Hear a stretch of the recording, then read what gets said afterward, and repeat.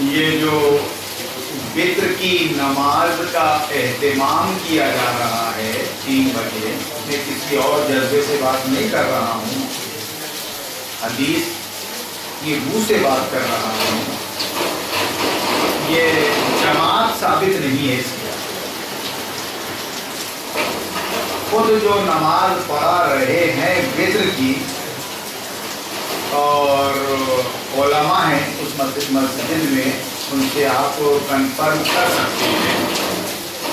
جس طرح تراویح کی جماعت نہیں ہے اور جو کچھ بھی ثابت ہے رسول اللہ سے وہ صحابہ کرام کا مسجد نبوی میں آ کر یا گھروں میں انفرادی طور پہ نماز پڑھنا، رسول اللہ نے جماعت بنا دی 23، 25، 27ویں شب میں۔ صحابہ کو معلوم ہوا کہ رسول اللہ با جماعت تراویح پڑھا رہے ہیں، تو صحابہ کے پھر جذبات جوش خروش اور بڑھ گیا۔ 27ویں شب کو آپ نے یہ کہہ کر منع فرما دیا کہ وہی آ رہی ہے، کہیں فرض نہ ہو جائے یہ نفل نماز اور تم آگے مشکلات میں، آئندہ مشکلات میں نہ پڑ جاؤ۔ ابھی جو 5 نمازیں فرض ہیں بس ان کی ادائیگی ہی کر لو گے تو بڑی بات ہو جائے گی۔ یہ نفل نماز کہیں فرض نہ ہو جائے، وہی کا سلسلہ جاری ہے، اس لیے تم اس کو جا کے انفرادی طور پر پڑھو۔ پڑھو گے تو ثواب ہے اور نہیں پڑھو گے تو کوئی گناہ نہیں ہے۔ یہ مسئلہ ہے، دین جتنا ہے اس کو اتنا رہنے دیا جائے۔ دین آسان ہے۔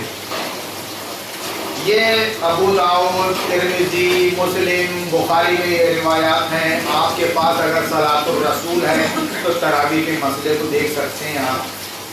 وطر تو وطر ہے انفرادی۔ بتائیے مولانا محترم، نبی سے اگر اس طرح ثابت ہے جس طرح تراویح آج جماعت کے ساتھ پڑھی جا رہی ہے اور وطر پڑھی جا رہی ہے، کیا چاہتے ہیں آپ؟ کیا چاہتے ہیں آپ کہ آپ اگر 3 بجے رات کو یہاں آ کے وطر پڑھ رہے ہیں تو آپ کی شب قدر ہوگی، رات جاگ لی آپ نے، یا پھر آپ نے پابندی سے تراویح پڑھ لی تو آپ کے رمضان قبول ہو گئے؟ آپ کیا بتانا چاہتے ہیں؟ اصل مسئلہ یہ ہے کہ 13 سال مکہ کی زندگی میں جو 5 وقت نماز ہے آج کی، جس کی ہم پابندی کرتے، اس پابندی کے ساتھ فرض نماز بھی فرض نہیں ہوئی تھی، نہ رمضان کے روزے، نہ زکوٰۃ، نہ کوئی دیگر احکامات، نہ کچھ۔ 13 سال تک کشمکش تھی رسول اللہ کے درمیان، رسول اللہ اور کفار مکہ کے درمیان، مکہ کے کافروں اور مشرکوں کے اور رسول اللہ کے درمیان کشمکش برپا تھی۔ ایک دوسرے کو تسلیم کرنے کو وہ تیار نہیں تھے۔ آج مکہ کے نہیں، ہندوستان کے اور دنیا کے کفار و مشرکین اور یہود و نصارہ سے ہماری صلح کمپرمائز دوستی ہے۔ اب کہاں کی نماز، روزہ، زکوٰۃ ہے؟ یہ بنیادی بات کر رہا ہوں میں آپ کو۔ اس بنیادی بات کے بعد ہی ساری باتیں ہوں گی، فرائض، احکامات، عبادات۔ اقبال نے بھی کہا یہ ذکر نیم شبی، یہ مراقبے، یہ سرور، تیری خودی کے نگہبانی تو کچھ بھی نہیں۔ اگر آپ کی ڈانڈیں ملی ہوئی نظام باطل سے تو آپ کی کوئی عبادت قبول نہیں۔ شریعت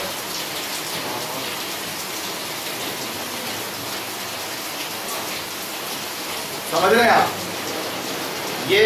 یہ بات اپنی گانٹھ سے باندھ لیجیے آپ دماغ کی۔ یہ ہے اصل دین، اصل شریعت۔ آپ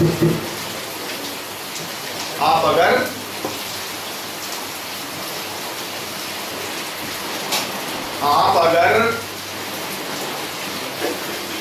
وقت کے کفار و مشرکین کو اپنا حاکم اور سربراہ مان چکے ہیں اور ان کے قانون کے تحت آپ جی رہے ہیں اور اپنے فیصلے کروا رہے ہیں، تو آپ کی کوئی نیکی، بڑی سے بڑی کوئی عبادت قبول نہیں ہے۔ آپ کو اپنی چھوٹی سے چھوٹی نیکی قبول کروانے کے لیے طاغوت کا انکار کرنا پڑے گا، اس موجودہ سسٹم کا جو انسانی قانون پر ڈیپینڈ ہے۔ وَمَن يَكْفُرْ بِالطَّاغُوتِ وَيُؤْمِن بِاللَّهِ فَقَدِ اسْتَمْسَكَ بِالْعُرْوَةِ الْوُثْقَىٰ۔ اور اس کے بعد اب چونکہ ہماری ڈانڈیں تو باطل سے مل چکی ہیں، کمپرمائز ہم نے بزدلی سے کر لیا ہے، اس کے قانون کو سمجھ رہے ہیں، وکالت کر رہے ہیں، اس کے قانون کے ماتحت جی رہے ہیں، تو اب دین کے نام سے کیا کریں؟ نماز نماز نماز نماز نماز نماز، روزہ روزہ روزہ، زکات زکات زکات، اور لوگوں کو ان کے جذبات کو بڑھانا ہے کہ دین کیا ہے؟ مسجد بنانا، چھوٹی مسجد توڑ کے بڑی مسجد بنانا، مدرسے کھولنا، چندے دینا، یہ دین کا کام ہے۔ میں خدا کی قسم کھا کر بول رہا ہوں،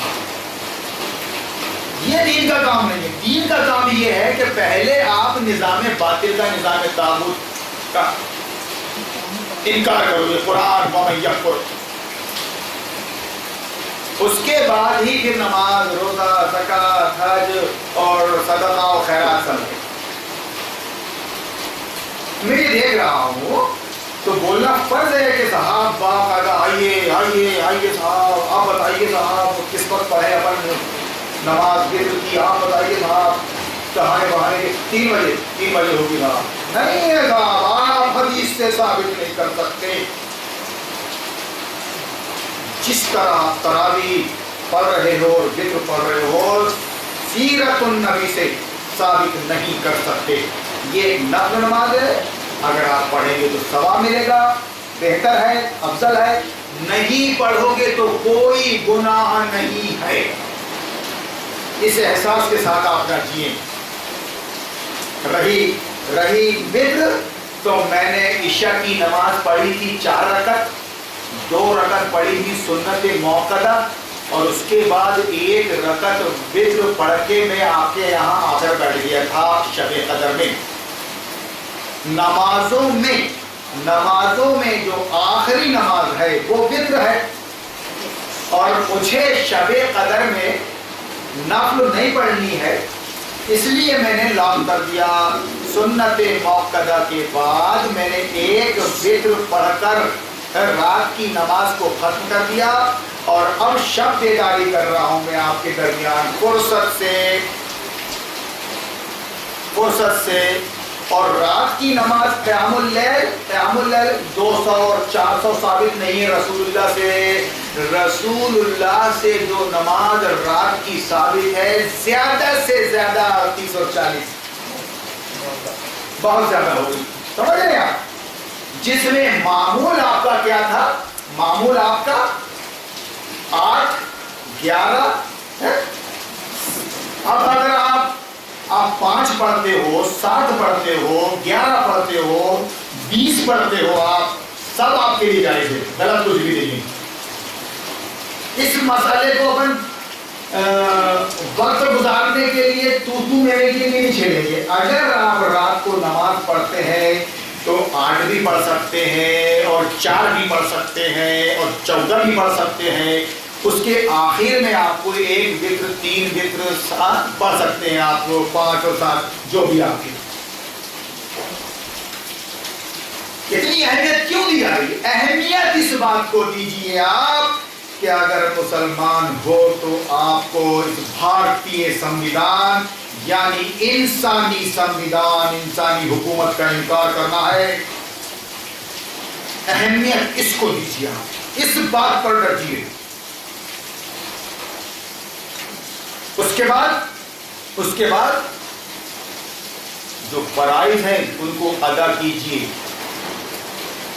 اور پھر اگر یہ فرائض کو قبول کروانا چاہتے ہیں تو حلال روزی کھائیے، جو رسول اللہ نے فرمایا حلال روزی، اور اپنی عورتوں کو گھر کے اندر رکھیے۔ یہ ہو گئی مسلمانی، بس اتنی شارٹ ہے، بس اتنا شارٹ ہے بس۔ فرض نمازوں کی ادائیگی 5 وقت، سنت موقظہ کا اہتمام، وطر کا اہتمام، سفر میں بھی آپ نہیں چھوڑ سکتے اس کو۔ اس کے بعد رہی نفل نمازیں، تو نفل نمازیں آپ پڑھیں گے تو ثواب ہے، نہیں پڑھیں گے تو کوئی گناہ نہیں ہے۔ جس طرح مسئلہ کہ حنفی لوگ بیچارے 7 رکعت عشاء کی 17 رکعت پڑھتے ہیں۔ یہ 7 کی 17 کس نے کر دیا لازم؟ کس نے لازم کر دیا؟ محمد رسول اللہ نے نہیں کیا۔ یہ مصیبت میں پڑ گئے بیچارے، وہ 4 فرض، 2 سنت، 1 وتر، نماز ختم، بس اتنی۔ یعنی اللہ نے دین کو آسان رکھا ہے، آپ نے 17 کیوں لازم کر دیا کہ حنفی 17 پڑھتے ہیں اور اہل حدیث 7 پڑھتے ہیں؟ یہ ایسا مت کیجیے، دین آسان ہے، لیکن مسئلے مسائل معلوم کرنا بہت ضروری ہے۔ جتنا علم بڑھے گا اتنا دین آسان ہوتا جائے گا۔ میں یہ کہہ رہا ہوں کہ جب آپ حدیث کی بات کرتے ہیں، درس حدیث دیتے ہیں، تو بندگان خدا کے لیے آسانی پیدا کیجیے نا۔ بہرحال آپ کو جو مسئلہ میں نے کہا کہ وطر جماعت کے ساتھ ثابت نہیں ہے، وہ اس کو انفرادی طور پہ پڑھنا چاہیے۔ جب بھی آپ عشاء کے بعد پڑھ لیں، سنت کے موقع کے بعد آپ کو نماز بھی پڑھنا ہے۔ آپ کو اگر اور نماز پڑھنی ہے تو بھی آپ اس کو چھوڑ کے بعد میں پڑھ لیں۔ اور اگر آپ نے عشاء کی نماز کے بعد سنت کے بعد وتر پڑھ لی ہے اور آدھی رات کو اٹھے ہیں تو تہجد پڑھ سکتے ہیں آپ۔ ایسا نہیں ہے کہ اب آخری نماز اپنے وتر پڑھ لی ہے، تہجد کے استثناء آپ پڑھ سکتے ہیں۔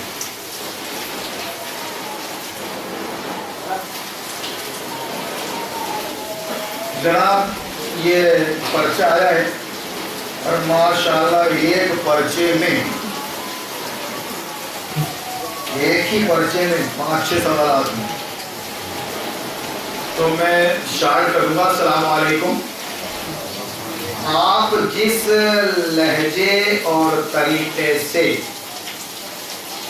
دین لوگوں کو سمجھا رہے ہیں، کیا نبی کریم صلی اللہ علیہ وسلم کا یہی طریقہ تھا؟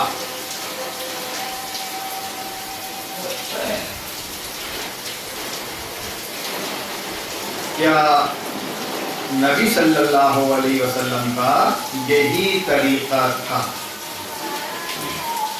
نبی صلی اللہ علیہ وسلم کا یہی طریقہ ہے۔ اس لیے میں اس لہجے میں اور اس انداز میں بات کر رہا ہوں۔ فرق یہ ہے کہ رسول اللہ کے پاس جب پاور آ گیا تو انہوں نے سختی بھی کی،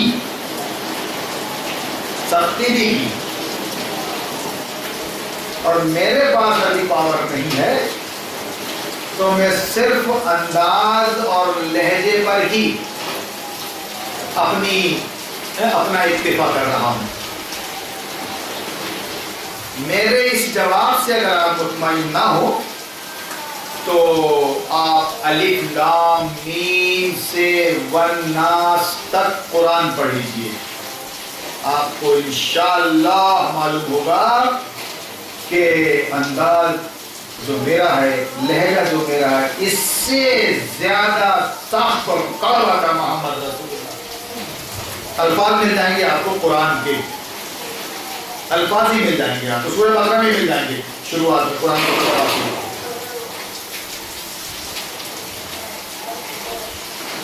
اتنا آپ نے سنا ہوگا، سام دام دنڈ بھید، سیرت النبی کا وہ پہلو دبا دیا گیا ہے اور رحمت والا پہلو اجاگر کیا گیا ہے. جبکہ رسول اللہ نے بد دعا بھی کی، رسول اللہ نے قتل عام مچا دیا، بنی قریظہ کے سارے مردوں کو کاٹ ڈالا، ان کی بہو بیٹیوں کو اپنی باندھی بنا لیا. رسول اللہ نے بنی نذیر کو برداشت نہیں کیا، وارننگ دی اور نکال باہر کیا مدینہ سے.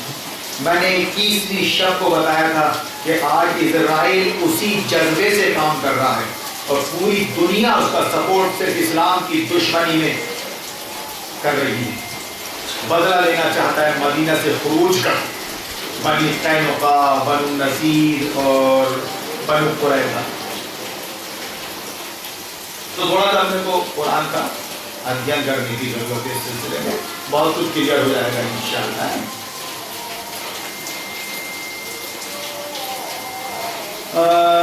القرآن سورہ آل عمران آیت نمبر 159 کا حوالہ ہے. یہاں پہ اللہ کی رحمت کی وجہ سے آپ لوگوں کے لیے، آپ صلی اللہ علیہ وسلم لوگوں کے لیے نرم بن گئے ہیں. اگر آپ بد زبان اور سخت دل ہوتے تو یہ سب آپ کے پاس سے بھاگ کھڑے ہوتے. لو كنت فظا غلیظ القلب لانفضوا من حولك. اور اللہ کا فضل ہے کہ اس کا جواب آپ لوگ ہیں. بچے ہیں میرے، جوان بوڑھے سب ہیں. اگر ذرا بھی بد خلقی اور بد اخلاقی میرے اندر اگر آپ پاتے تو یہ ہجوم میرے ارد گرد نہیں ہوتا. میں سخت ہوں کفار و مشرکین پر، اسلام کے باغیوں پر، وہ مسلمان ہی کیوں نہ ہو. اور رہے سچے مسلمان، باطل کا انکار کرنے والے، باعمل یا سنبھلنے والے مسلمان ان کا، تو میں ان کے لیے حلوے سے بھی نرم ہوں. یہ قرآن نے صفت بتائی.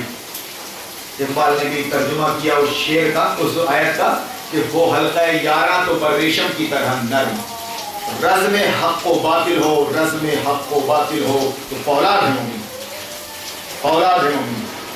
اصولوں سے سمجھوتا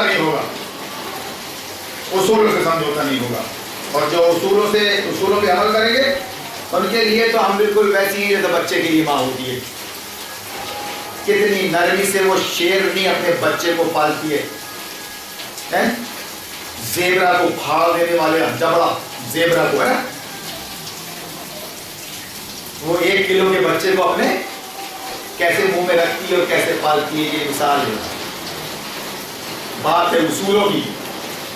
جو اصولوں پر ایمان رکھتا ہے تو وہ ہمارا اپنا ہے، ہم اس کے لیے نرم چارہ ہیں. لیکن جو اصولوں سے اختلاف رکھتا ہے بنیادی اللہ سے، ہم اس کے لیے طوفان ہیں.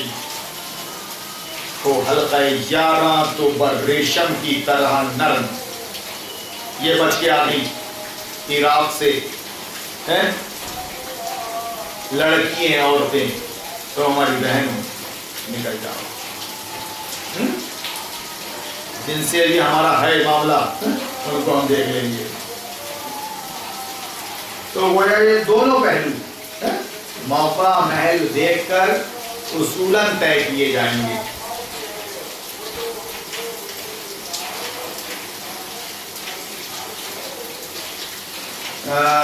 نرمی سے، اچھے طریقے سے، محبت سے جو آپ صلی اللہ علیہ وسلم نے مکی دور میں کیا.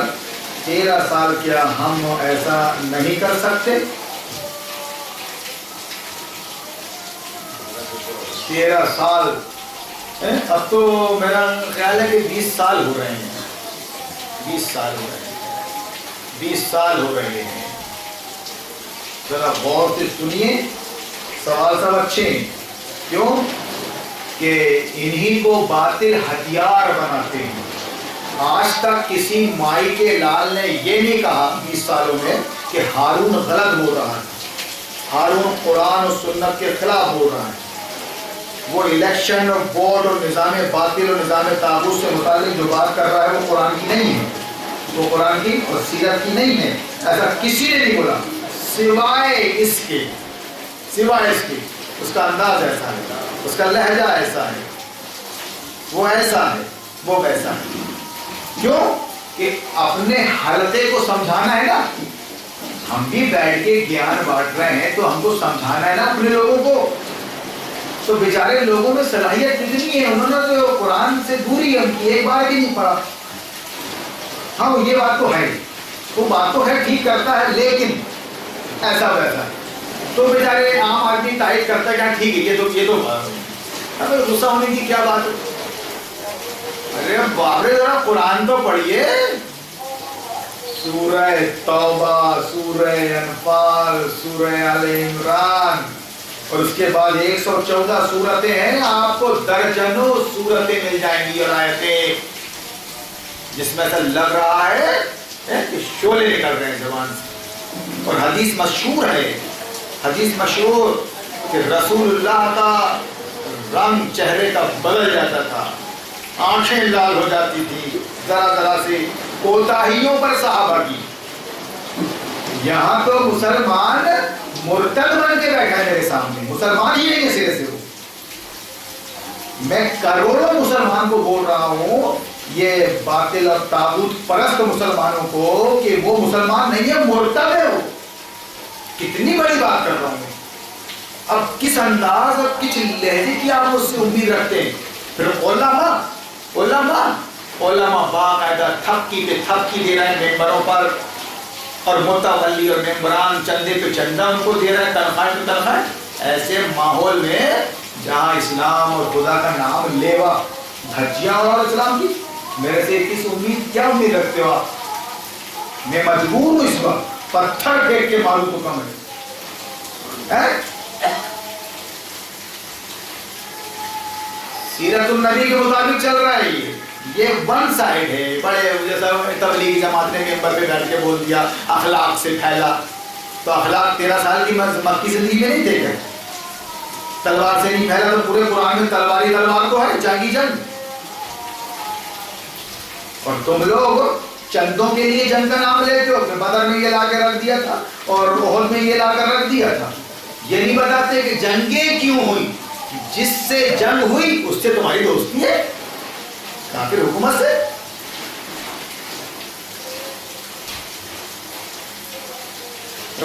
نبی کریم صلی اللہ علیہ وسلم نے فرمایا اللہ روز قیامت 3 آدمیوں سے بات نہیں کریں گے، نہ ان کی طرف وہ رحمت کی نظر فرمائیں گے، نہ ہی ان کو پاک کریں گے، بلکہ انہیں دردناک عذاب سے دوچار کریں گے. اس میں ایک وہ شخص ہوگا جو اپنی شلوار ٹخنوں سے نیچے لٹکاتا ہے، کویالہ گھمنڈ غرور کرتے ہوئے. صحیح مسلم ہے، ابو داؤد ہے، حدیث بالکل صحیح ہے.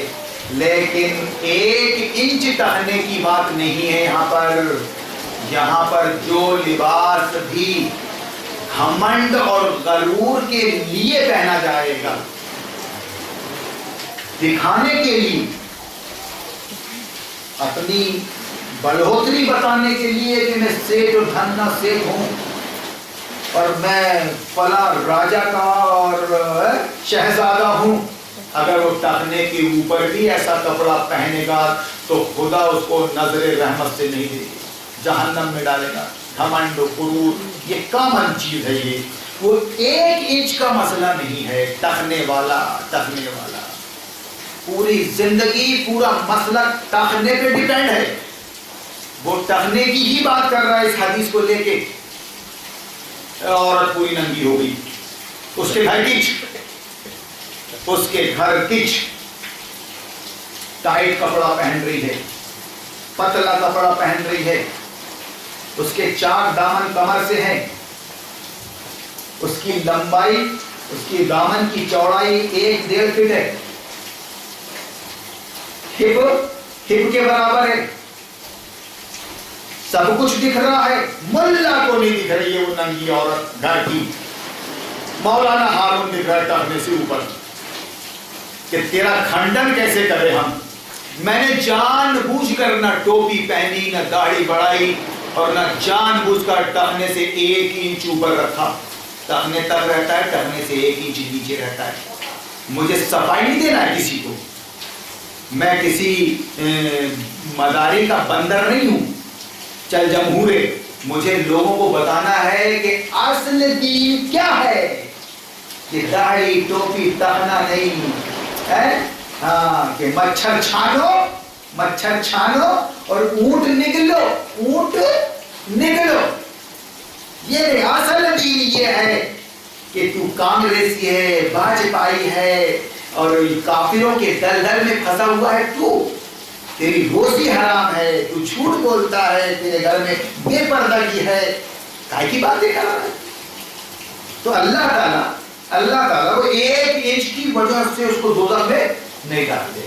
गालिबन अबू बकर सिद्दीक रज़ियल्लाहु ताला अन्हु के बारे में, क्योंकि साहिबुल वतन थे वो, तो वो नीचे की तरफ जाता था तो वो डर के मारे मतलब ऊपर चढ़ा देते, तो रसूलुल्लाह ने फरमाया कि लस्ता मिनहुम। हाँ, अरे भाई क्लियर हो गया ना। हजरत अबू बकर की जरा सा पेट बड़ा था, तोजी निकली थी, तो इजार लटक जाया करती थी टखने से नीचे। तो रसूलुल्लाह ने आपको फरमाया कि भाई आप परेशान ना हो, लस्ता मिनहुम, आप वो उनमें से नहीं है। आपका जो लिबास है ना, आपको दिखाने के लिए, फख्र के लिए, वो मजबूरी है, वो है ना, ठीक है। वो 1 इंच का मसला ही नहीं था, वो उन लिबासों का जो कैसर व किसरा 4 बांदियां पीछे उठाकर घूमती थी। बादशाह आ रहे, होशियार हो। लौटी पुरानी फिल्मों में बादशाहों के बताता है ना, हाँ, वो लिबास 1 इंच का मसला नहीं था। अरे बाप रे, जब 1 इंच का इतना ख्याल रख रहा है तो तेरी गाड़ी फाइनेंस क्यों है, बिल्कुल तकलीफ हो जाएगी आगे।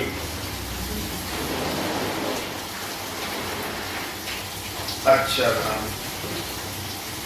आपको सल्लल्लाहु अलैहि वसल्लम ने फरमाया तहबन का जितना हिस्सा टखनों के नीचे होगा वह आग में होगा, वो आग में होगा। बुखारी, नसाई सब सही हदीस है ये, लेकिन मसला वो नॉर्मल 1 इंच का नहीं है।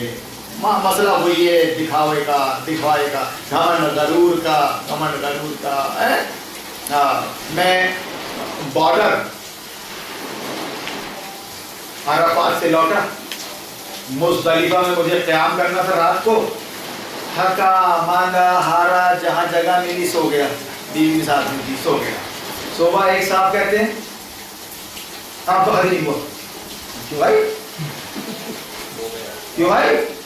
बोले आप वो अराफात में सो रहे हैं। बोले जबकि आपको वहां सोना था। बोले अरे मैं जाऊं, मैंने कहा भैया दिमाग मत खराब करो। तो ऐसे बेचारे नसीहत करने वाले मिल जाते हैं। जैसी जैसी हज की पब्लिक बढ़ते जा रही है, उनकी जो बॉर्डरें हैं ना, मिना की, मुज़दलिफा की और अराफात की, वो बसी होते जा रही है। पुरानी बॉर्डरें टूट रही हैं, नई बॉर्डरें बन रही हैं। अब जो पहले मुज़दलिफा था अराफात, अब वो मुज़दलिफा में आ रहा है, अब मुज़दलिफा आगे बढ़ रहा है। तो क्या होता है कि उठाओ ज़बान लगभग तालुक हदीस तो है। अरे तो मैं यही बोल रहा हूँ मेरे अहले हदीस हो कि जब तुम इतना हदीस करते हो तो फिर ये बताओ ना, ये तरावी का और ये वित्र की हदीस, ये किस बुखारी मुस्लिम में?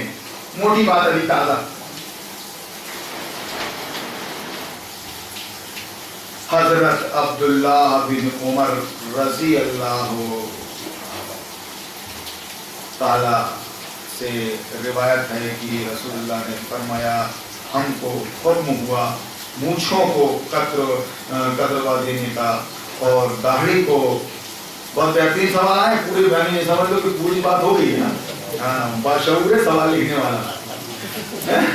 हमको हुक्म हुआ मूंछों को कतरवाने का। तो ये कतरवाने का तो गोया मूंछें आप छोटी रखें, ये मेरी जैसे नहीं, मुड़ाने का नहीं। मुड़ाने का नहीं, आजकल वो तबलीगी जमात वाले हजरात मुड़ाते हुए दिख रहे हैं कि मूछे था, मूछे था। तो यहाँ क्या है, हुक्म हुआ मूछों को कतरवाने का, यानी मर्द हो तो मूछे भी रखो, थोड़ी रखो, थोड़ी है ना, और दाढ़ी को बढ़ा देने का मतलब मूछे काटो मत, मूछों को तरशवाओ और दाढ़ी को भी काटो मत, दाढ़ी को जरा बढ़ाओ, मूछों के मुकाबले में दाढ़ी को बढ़ाओ, मूछों को छिलवाओ मत, दाढ़ी को छिलवाओ मत, थोड़ा मूछे भी रखो और दाढ़ी को छोड़ो आप। तो ये अपने मिजाज के मुताबिक कर लो आप, ठीक है। अगर आप किसी हदीस में ये बता देते हैं कि रसूलुल्लाह ने फरमाया कि मूछें दाढ़ी को बढ़ाओ एक मुट्ठी तक, किसी भी हदीस में अगर आप इस बढ़ाने की वजाहत कर देते हैं कि और दाढ़ी को बढ़ने देने का, छोड़ देने का, दाढ़ी को छोड़ देने का मतलब ये नहीं है कि छोड़ी तो जहां भी आए हो, दाढ़ी को बढ़ाने का, अपने मिजाज के मुताबिक दाढ़ी रख लो आप, मर्द हो लड़की नहीं हो आप, आपकी दाढ़ी बहरहाल मूंछों से छोटी नहीं होना चाहिए, मूंछें छोटी होना चाहिए, दाढ़ी बड़ी होना चाहिए।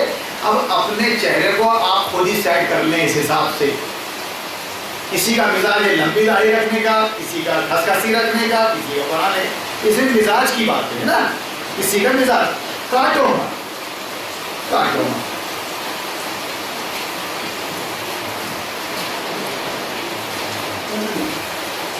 अल कुरान रसूल तुम्हें जो दे उसे ले लो और जिससे रोके उसे रुक जाओ। तो रसूल ने हमको शरीयत दी है, मर्दों वाली बात, शरीयत ले लो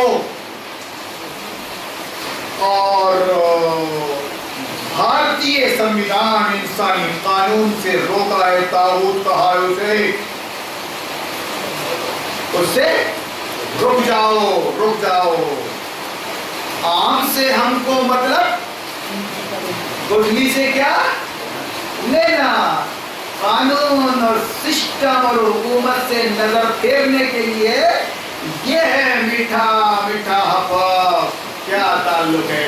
जबकि औरत नंगी हो गई, बोल रहा हूँ खुद बोलने वाले के घर की।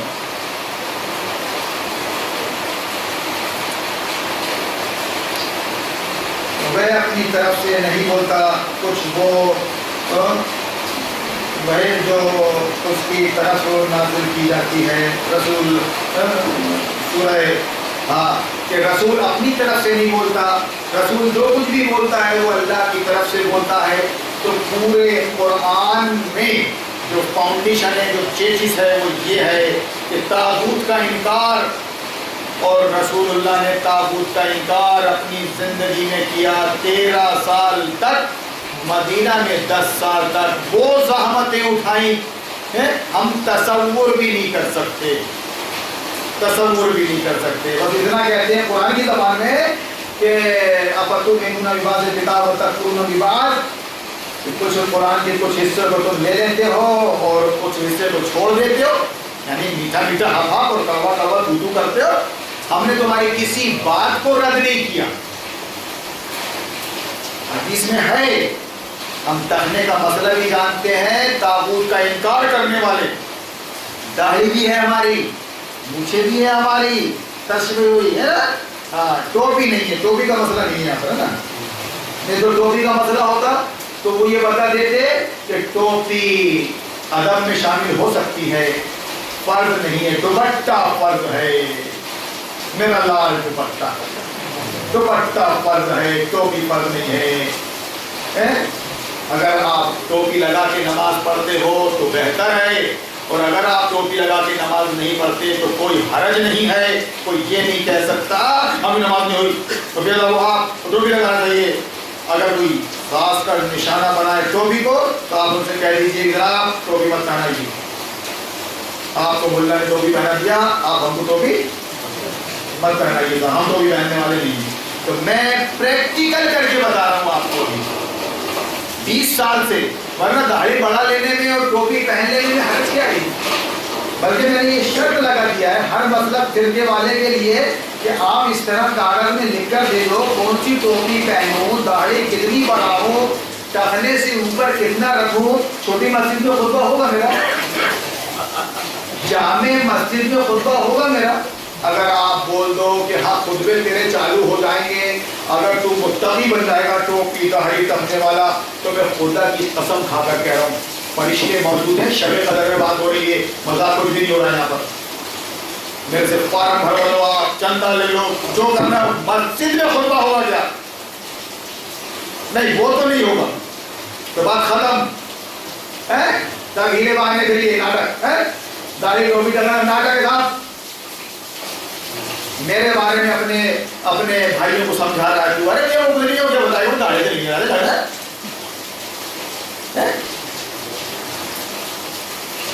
اب یاد رکھنے کی بات ہوگا، وہ بولے ایک فٹ داڑھی بڑا چھوڑ دوں گا، داڑھی چھوڑو نا مجھے داڑھی سب کر لوں گا میں، دلہن وہی جو کیا میں نے بھائی۔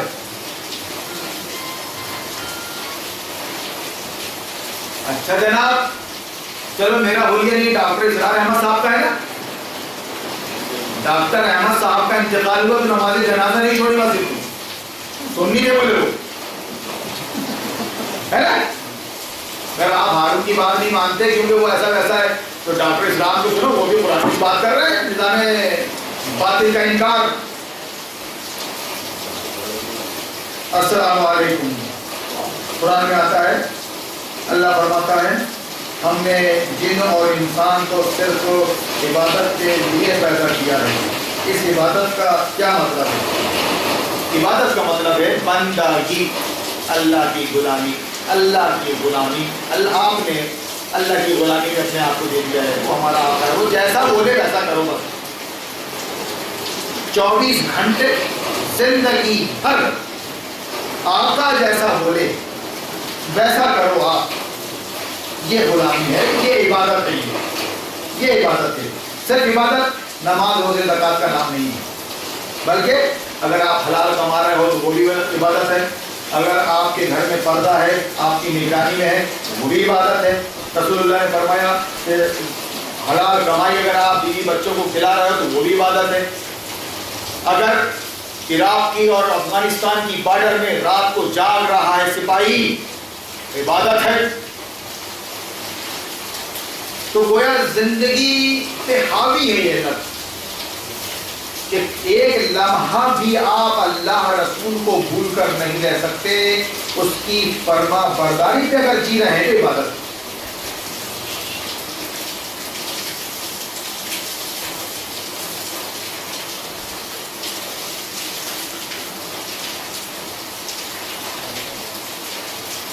سوال ہے مکان یا دکان کا کرایہ اگر کسی کے پاس آمدنی ہے اور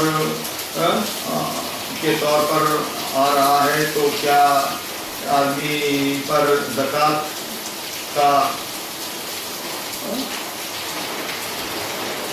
کا کیا ہے، اس میں زکوٰۃ نکلنی ہے یا نہیں؟ قرآن و حدیث کی روشنی میں اسے بتائیے۔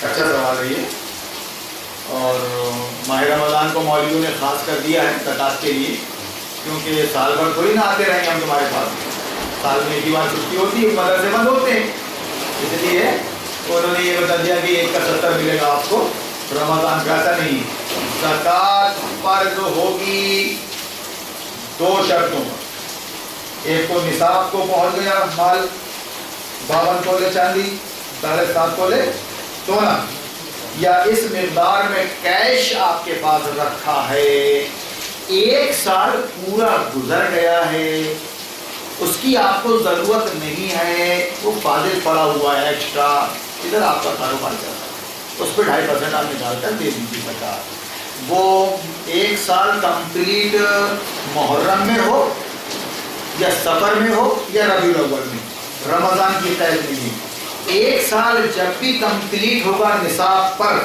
اس وقت آپ فوراً زکوٰۃ نکال کے اپنے گھر کے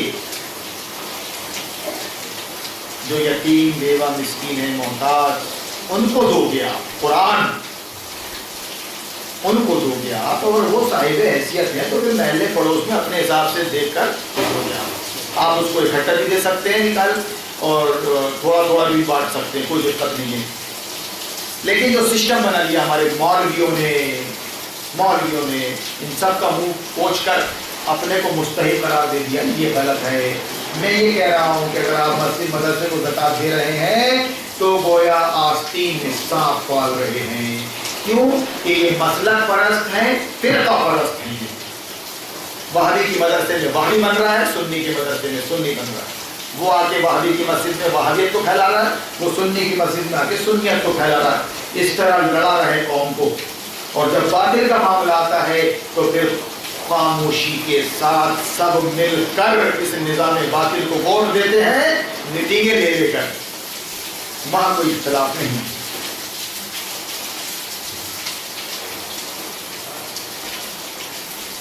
کسی غیر مسلم کا سوال ہے کہ عید میں سیویاں ہی کیوں کھائی جاتی ہیں؟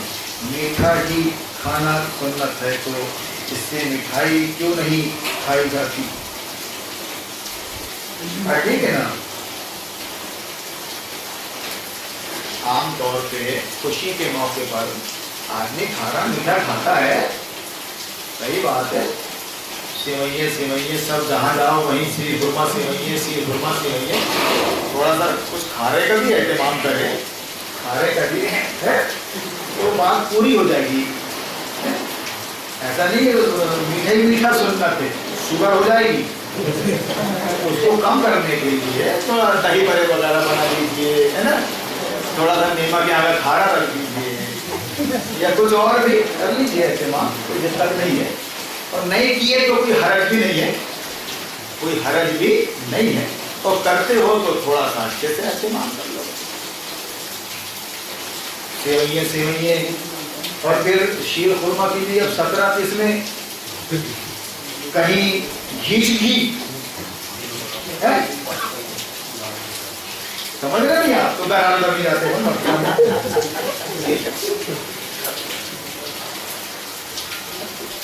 السلام علیکم۔ ابو بکر البغدادی نے دنیا کے مسلمانوں سے کہا ہے میں تمہارا امیر ہوں، اور حکم ماننے کو کہا ہے، ہاں میں تمہارا خلیفہ ہوں کہا ہے اس نے، بات وہی ہے، امیر المومنین خلیفہ ہے نا، لفظ خلیفہ کا استعمال کیا ہے، ٹھیک ہے۔ اگر کوئی مسلمان انہیں امیر المومنین مان لے اور کہنا نہ مانے تو وہ مسلمان باقی رہے گا؟ سوال نشان۔ اگر انہوں نے دعویٰ کیا ہے خلیفہ کا تو دنیا میں واحد شخص ہے ابھی جو خلافت کا دعوے دار ہے اور باقاعدہ شریعت نافذ کر رہا ہے، کفار و مشرکین کے خلاف جنگ لڑ رہا ہے۔ ہم نے تو اعلان سنتے ہی سے اپنا اس کو امیر مان لیا۔ اسلام عالمگیر مذہب ہے، ہارون سیونی کی سطح پہ کام کر رہا ہے، وہ میرا بڑا بھائی ہے، میرا امیر عالمی سطح پر کام کر رہا ہے، اللہ قبول فرمائے۔ میں ان کے ماتحت ہوں، آپ میرے ماتحت ہیں، کیونکہ امیر تو ضروری ہے۔ امیر کے بغیر جماعت نہیں، اور جہاں جماعت نہیں وہاں اسلام نہیں، یہ آپ کی مجبوری ہے۔ جہاں اسلام ہوگا وہاں جماعت ہوگی، اور جہاں جماعت ہوگی ظاہر بات ہے اس کا ایک امیر ہوگا۔ تو مقامی طور پر اندھوں میں کانا راجا صحیح، لیکن ایک امیر آپ کو رکھنا پڑے گا، اس کی اطاعت کرنی پڑے گی، معروفات میں، نیکیوں میں۔ اگر وہ غلط چل رہا ہے تو آپ اس کی اصلاح فرمائیں گے، سیدھا چلائیں گے اس کو قرآن و حدیث کی روشنی میں، اور سیدھا چل رہا ہے تو آپ اس کے ساتھ چلیں گے۔ یہ ہو گیا مقام۔ عالمی پیمانے پر میرا خلیفہ ملا عمر اور بغدادی ہے۔ آپ بولیں گے دو ہیں کیا؟ جی، اب چونکہ وہ دعویٰ کر رہا ہے، کام وہی کر رہا ہے، تو ملا عمر بھی اس کے ماتحت ہے۔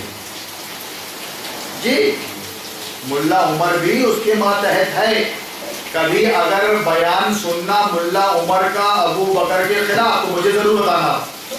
یا کیا ہوتا ہے نیٹ ورک میں ہاں ایسی کوئی بات انٹرنیٹ میں اگر کوئی ایسی بات ملے کہ دونوں ایک دوسرے کے ورودھی ہیں تو مجھے بتانا. ایسا نہیں ہے. قرآن ایک ہے, ایک مقصد ہے, ایک مقصد کے لیے کام ہو رہا ہے, شریعت کا نفاذ یا پھر شہادت. یہ دو مقصد ہیں مسلمانوں کی زندگی کے, بس تیسرا مقصد نہیں ہے. 21ویں شب کو میں نے کلیئر کیا یہ بات. قرآن اٹھا لیجیے ہاتھ میں آپ, اور اس مقصد سے اور اس مشن سے روکنے کے لیے ہی ہے حدیث کا سہارا لے کے وہ میٹھا میٹھا آپ ٹرنا دھاری ٹوپی ٹرنا دھاری ٹوپی مسلک بن جائے دوریا ہو گئی. ہماری اور آپ کی زندگی کا ایک ہی مقصد ہے, بس شہادت یا شریعت, بات ختم. قرآن کہتا ہے کہ کون ہے اللہ کو قرض دینے والا. مراد کیا ہے؟ مراد یہ ہے کہ یہ انداز کہ سب کچھ اللہ کا ہے اور اللہ ہی مانگ رہا ہے, اللہ ہی مانگ رہا ہے. اس کے باوجود اگر تم اللہ کو اپنی جان مال سونپ نہ دو تو تمہارے جیسا بدبخت کوئی نہیں. قرض حسنہ, اللہ کی راہ میں جان دے دو, اللہ کی راہ میں مال لگا دو. اللہ کی راہ یہ مسجد مدرسے, یہ مسجد مدرسے اور یہ دیگیں نہیں ہیں جو بن رہی ہیں آئے دن, نہیں. اللہ کی راہ ہے فی سبیل اللہ, یعنی جنگ قتال, جنگ اور قتال. حضرت ابو بکر نے زکات لا کے نہیں دی تھی پوری, عمر نے آدھا مال زکات میں لا کے نہیں دیا تھا. اللہ نے ابھارا. اور ہے جو قرض پہ پورا دیکھ لا کے دے, تیری تو ہے. تو اس طرح اگر آپ محسوس کرتے ہیں کہ کہیں کام ہو رہا ہے اسلام کا اور اعلاء کلمت اللہ کا اور ان کو ضرورت ہے اور آپ اگر لا کر دے رہے ہیں تو یہ قرض حسن ہے, اللہ اس کو واپس کرے گا آپ کو مرنے کے بعد, بڑا چڑھا کر واپس کرے گا. اب مسجد حنفیہ ٹوٹ کر 2.25 کروڑ کی بن رہی ہے اور کوئی یہ آیت پڑھے کہ کون ہے اللہ کو قرض حسن دینے والا, تو گویا اس آیت کا یہ مذاق ہے, یہ آیت کا مذاق ہے یہ کہ مارو گھٹنا پھوٹے ہاتھ. چھوٹی مسجد اتنی عالی شان مسجد اور ابھی چاند دیکھتے سی خالی ہو جائے گی, وہ ہر مسجد خالی ہو جائے گی. توڑ کے بنائیں گے 3 منزلہ عمارت, کروڑوں کا خرچ ہے, بہروگان. خدا کو منہ دکھانا ہے تم کو, اپنی ذاتی پراپرٹی بنا رہے ہو کہ چندے پر, وہ بھی کس کے لیے؟ جمعہ کے نمازیوں کے لیے اور رمضانی نمازیوں کے لیے. ابھی یہ سب بھاگ جائیں گے چاند دیکھتے سے. جو 5 وقتہ نمازی ہیں وہ 2-4 صفحے رہ جائیں گی, بس سال بھر 2-4 صفحے رہ جائیں گی. ان کے لیے تم کروڑوں خرچ کرو گے قوم کے اور آیتیں پڑھو گے ایسی. کون ہے اللہ کو جو قرض حسن دے؟ کون ہے جو اللہ کے راستے میں خرچ کرے؟ ابو بکر نے پورا لا دیا تھا تو عمر نے آدھا لا دیا تھا. ارے جنگوں کے لیے سب, مسجدوں کے لیے نہیں ہے. رسول اللہ نے ایک مسجد بنائی ہے, مسجد نبوی. کیسے بنائی اس کو بھی دیکھ لیجیے آپ حدیث کی روشنی میں. یتیموں کی جگہ تھی, ان کو پیسہ دیا. صحابہ نے اپنا سب کچھ لگا کے اس مسجد کو تعمیر کیا. بلال نے اذان دی. اس کو مشن نہیں بنا دیا.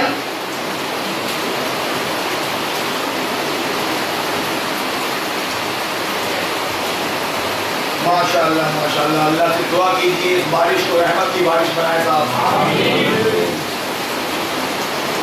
وہ کون سا کام تھا جو نبی صلی اللہ علیہ وسلم کو مکہ سے مدینے کے لیے ہجرت کرنا پڑا؟ ہمارے اوپر وہ حالات کیوں نہیں آ رہے ہیں؟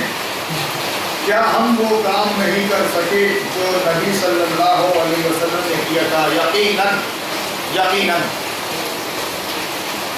رسول اللہ نے طاغوت کا انکار کیا. کفار و مشرکین کے حکم کو اور قانون کو نہیں مانا. ان سے صاف کہہ دیا اب میں نبی بن کر آ گیا ہوں اللہ کی چلے گی میرے ذریعے، اب تمہاری نہیں چلے گی، تم کو اللہ پر ایمان لانا پڑے گا اور مجھے اس کا رسول ماننا پڑے گا۔ بس یہ کام تھا، طاغوت کا انکار، کفار و مشرکین کی حکومت کا انکار، نہیں مانے انہوں نے، اس لیے ہجرت کرنی پڑی، انہوں نے نہیں مانا، جان کے ڈالے پڑ گئے، ورنہ تسلیم تو کرتے تھے کہ بہت ہی پیارا محمد، آمین نبی صادق،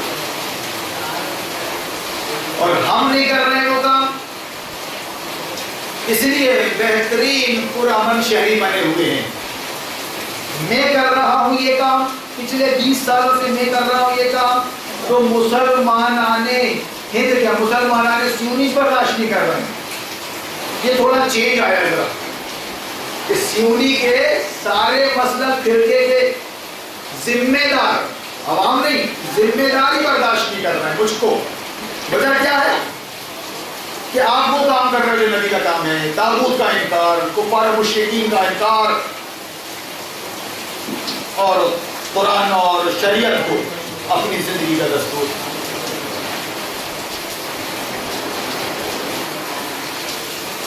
ماشاءاللہ بہت برکت۔ کیا عورتیں نماز جنازہ پڑھ سکتی ہیں یا نہیں؟ روزے کی حالت میں اگر عورت کو MC پیریڈ آ جائے تو کیا روزہ ٹوٹ جائے گا؟ کیا روزہ ٹوٹ جائے گا تھا، اور عورتوں کے لیے نماز جنازہ ضروری نہیں ملا، اور اگر زبردستی کوئی پڑھواتا ہے تو یہ جہالت ہے۔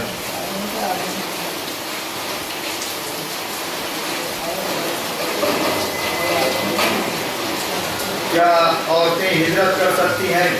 جس کے پورے روزے رہتے ہیں وہ عید کے بعد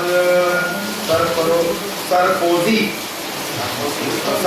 روزے کر سکتی ہے، کیا عورتیں ہجرت کر سکتی ہیں؟ جی ہاں صاحب، جب مرد ہجرت کریں گے تو عورتوں کو بھی کرنا پڑے گا، سوال بھی کرنا نہیں ہوتا۔ اور یہ اس کے پورے روزے رہتے ہیں، اگر آپ نے رمضان کے پورے روزے رکھے ہیں تو عید کے بعد شش عیدی روزے ہیں، وہ لفظ شش یہ فارسی کا لفظ ہے، چھ یعنی عید کے بعد 6 روزے رکھنا۔ اگر آپ رکھتے ہیں نفل روزے ہیں تو ثواب ہے، اور اگر آپ نہیں رکھتے تو کوئی گناہ نہیں ہے، کوئی گناہ نہیں ہے۔ اور زبردستی سب کو بتا کے رکھنا ہے کہ تم سیوئیاں کھا رہے ہو اور میں روزے سے ہوں، یہ کوئی تقویٰ نہیں ہے۔ 30 روزے جو فرض ہے وہ آپ نے رکھ لیے، آپ کی پابندی ختم۔ ہم تو نہیں رکھتے، 30 دن سے سوکھے جہاں جائیں گے ملے گی۔ ہم اتنے بڑے متقی نہیں ہیں روزے سے، سرفروشی کی روزے، سرفروشی نہیں، سرفروشی کی تمنا اب ہمارے دل میں ہے، سر کٹانے کی تمنا اب ہمارے دل میں ہے، اور دیکھنا ہے زور کتنا بازوئے قاتل میں ہے۔ یہ ٹریننگ دے گئے وہ 30 روزے، سرفروشی نہیں، سرفروشی کی تمنا، سر کٹانے کی۔ اسی لیے تو بول رہے ہیں کہ لے جاؤ سولی پہ چڑھا دو آج نمبری کو، یہ رتبہ بلند ملا جس کو مل گیا۔ آپ بولو ویسے نہیں بول سکتے، ویسے نہیں بول سکتے، اور یہ دباؤ یہ قانون ہوگا۔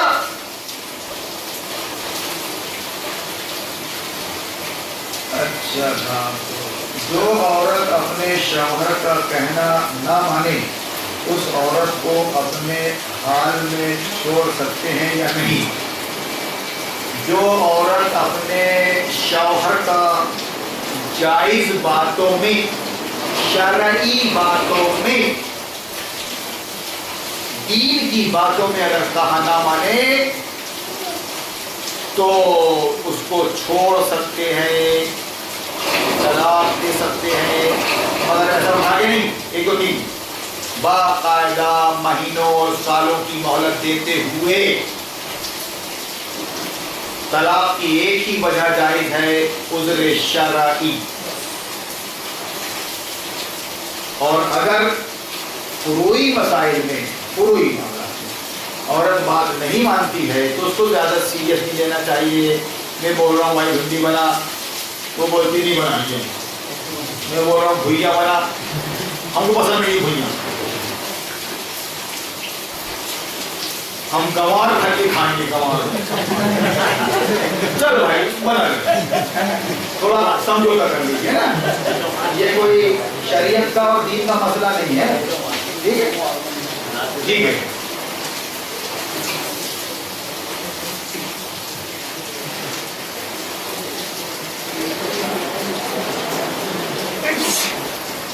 یہ بارش بھی ہو رہی ہے اور 4 بجے چھوڑوں گا میں آپ کو انشاءاللہ. 4:45 تک آپ اطمینان سے سحری کر سکتے ہیں، کوئی دقت نہیں، کوئی دقت نہیں. لڑکا یہ لڑکی تمہارا یا شادی شدہ زنا کر رہے ہیں تو شریعت کے مطابق فیصلہ کرائیں تو آپ کا کیا رول ہوگا؟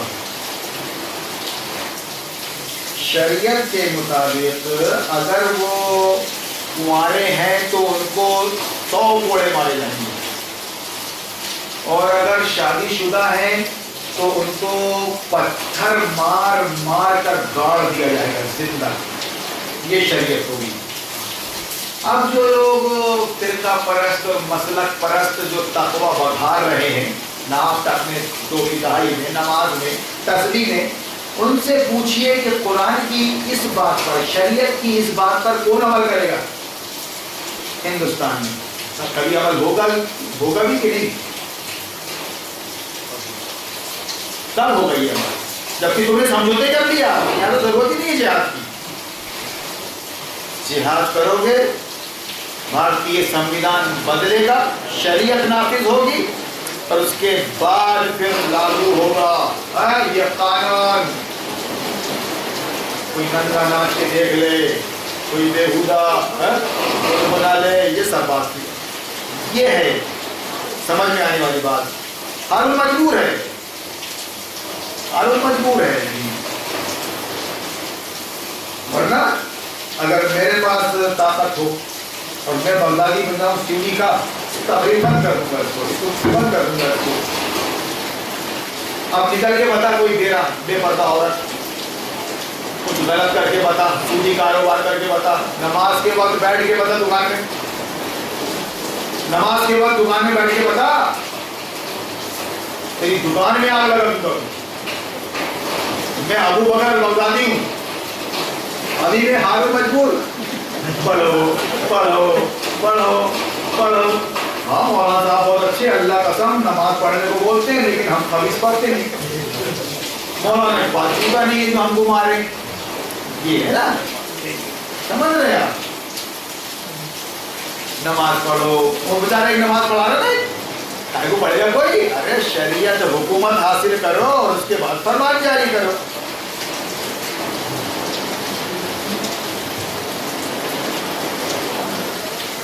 مولانا صاحب مسجدوں میں آج کل جو چل رہا ہے، صدر، نائب صدر، سیکریٹری، خزانچی، کیا صحیح ہے؟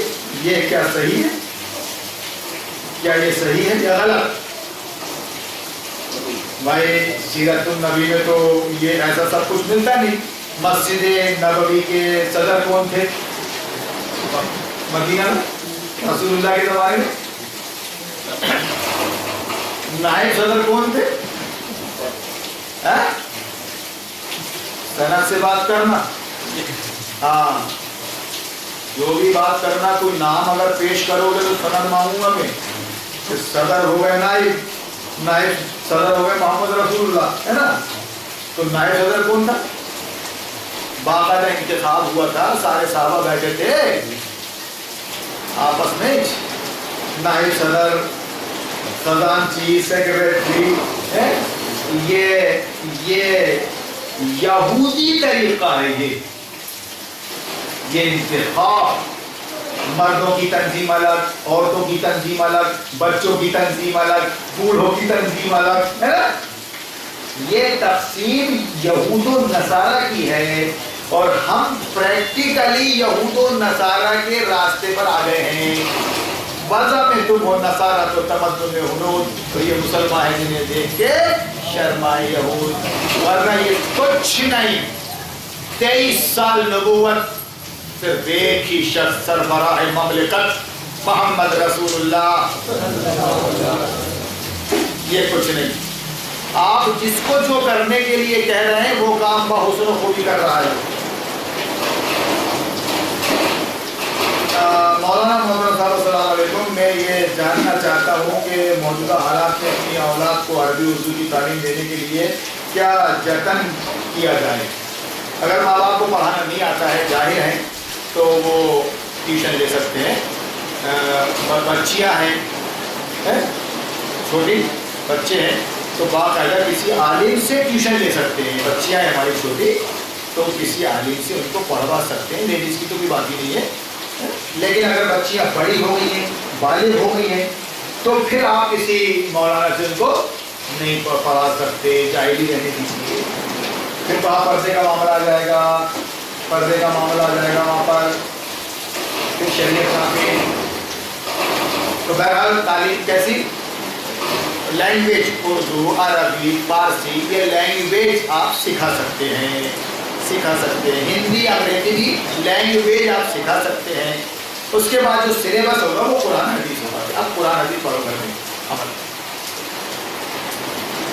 یہ جو بتا رہے ہیں ہم دین سکھا رہے ہیں, مسلمانوں کو مسلمان بنا رہے ہیں, بچوں کو مسلمان بنا رہے ہیں, یہ سب فریب ہے. یہ اس کانوینٹ میں اس کانوینٹ میں بچوں کو پہنچاؤ, کچھ دعائیں, کچھ منتر گھٹا دیے. وہ چھوٹے سے بچے کو ایک سانس میں پوری دعائیں پڑھ لیتا ہے, دوسرے سن کر سمجھتے ہیں اللہ کتنا اچھا کانوینٹ ہے یہ, اپنے بچے کو لاؤں گا. پڑھے گا وہ بچہ 4ویں 5ویں 10ویں جو بھی پڑھے گا, اس کے بعد یہودی اسکول میں جائے گا, سیکولر مسلمان بنے گا. وہ سمجھ رہے گا آخر میں کیا بنے گا, وہ سیکولر مسلمان. یہ فریب ہے.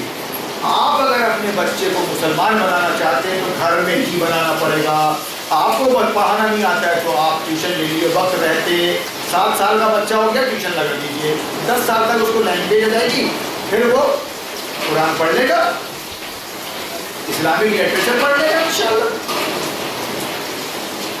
رہی آج کی اسکولوں کانوینٹ, ہرگز نہ پہنچائے وہاں پر, ہوا نہ لگنے دے. پالش کا اثر ہو جائے گا, نہ مسلمان رہے گا نہ وہ کافر رہے گا. 2 باتوں سے بچا لے, ایک اسکول نہ پہنچائے, دوسرا ووٹ نہ دے سسٹم کو. آپ مسلمان بن جائیں گے انشاءاللہ. اور جتنی بھی تکلیفیں اس راہ میں آتی ہیں ان کو خود گھر میں حل کریں. پڑھنا لکھنا آنا چاہیے. رات سلیبس تو وہ تو قرآن ہی ہے, سنت. اللہ سے دعا کرتے ہیں اللہ تعالیٰ 2 شب قدر کا موقع دیا, 3 شب قدر کا موقع اور دے دیجیے. جی کو سانپ نے کاٹ دیا تھا, بیچارہ آج قبر میں, وہ کل تھا اوپر, آج قبر میں. موجود زندگی کا بھروسہ نہیں ہے, اس لیے وقت کی قدر کیجیے. اور جو بات یہاں ہو رہی ہے اس کو دماغ میں جگہ دیجیے. گویا اللہ تعالیٰ اسلام کا شعور دے دے ہم کو. بارک اللہ لنا ولکم فی القرآن العظیم ونفعنا وإیاکم.